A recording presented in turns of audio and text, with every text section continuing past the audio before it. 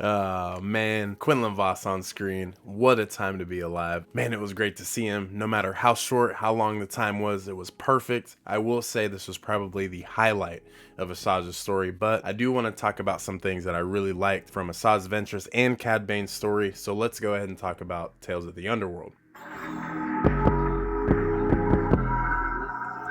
If you're new to the channel, Clan Brandalorian, my name is Brandon. As always, if you're into anything in the Star Wars universe, whether that's lore, theories, Funko, and Lego, go ahead and consider subscribing. You can always change your mind later. I will say, in my opinion, I do think that this is the best Tales of series that we have so far, and I just want to point out some of the better things. So we get to see Asajj Ventress, we get to see the end of Dark Disciple and how that actually played out, why Asajj Ventress is alive. So she did die, in fact. Mother Talzin did give her a choice to either come back to the living or rest amongst her sisters. So basically the love from Quinlan Voss to Asajj Ventress kept her alive, it motivates her. So now she did choose ultimately to be back to the living world. Dark Disciple is still canon, was never retconned, so it's cool that we get the end of Dark Disciple in animation. I do like the character of Lyko. I thought it was really cool to see a young teenage Jedi, and of course Asajj Ventress being the character that she is, it makes it a little hard for Lyko and his character to kind of trust her. It did teach a story of friends and trusting in others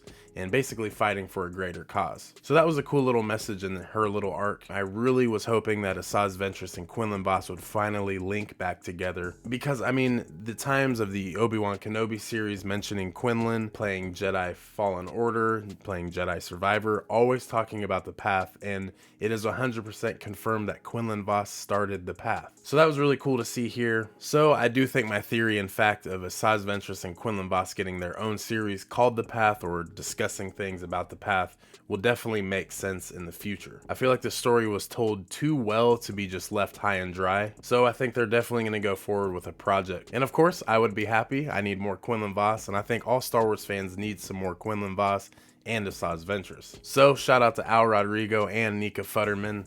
Amazing to see those two back together. I will rank the Asajj Ventress side of the story a 9 out of 10. It's always good to see animation in post Revenge of the Sith era, and ultimately Asajj Ventress. And I thought it was absolutely amazing that Quinlan Voss had some love dialogue towards Asajj. Really shows his character and what he's worth. And also Obi-Wan just standing by his side, being a good friend that they are. They're just like brothers within the Jedi Order, and that is very touched on in Dark Disciple. But I really thought it was cool that Obi-Wan didn't have a single line. I thought that made the episode a little bit more impactful for what it was to show. So yeah, Asajj's story really well. I do think it is not over.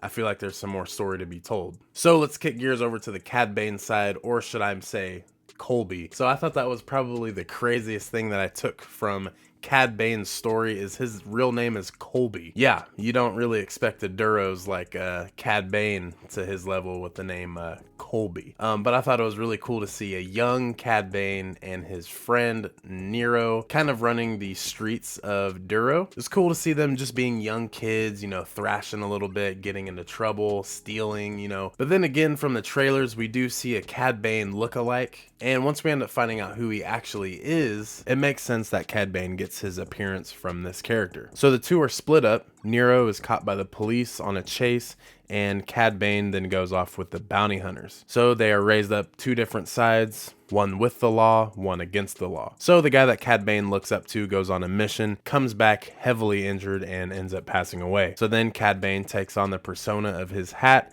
and that is his new identity, becoming Cad Bane. So Cad Bane has a little lady that he runs around with named Erin, and I thought this was an interesting dynamic, knowing that she was pregnant this entire time, and I had no idea of that. Cad Bane gets the opportunity to go back to Duros to finally get onto a score, and he ends up being confronted by the town's marshal. Having a standoff with the marshal and winning, Cad Bane is then surrounded by police, and Erin shows up to the scene and is shot as well. So instead of getting more into a mess, Erin then surrenders Cad Bane to the police. He is then arrested and taken to prison. So Nero ends up getting a promotion within the police academy and ends up having a relationship with Erin. So like I said, this entire time she is pregnant, and it is Cad Bane's child.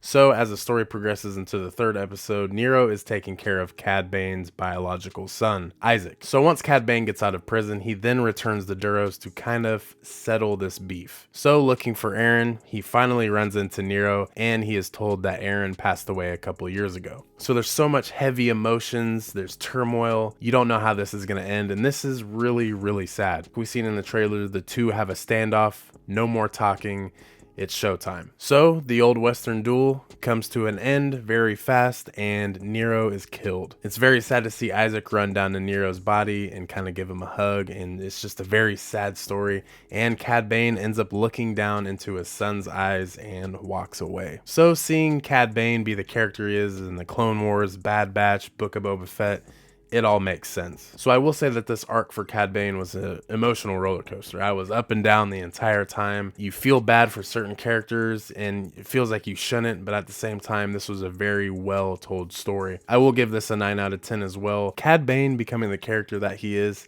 it all makes sense. That's why I love the Tales of series, because we get those necessary backstories for these characters. So with that being said, let me know down in the comments what you guys thought of Tales of the Underworld. Did you guys like it? Did you not?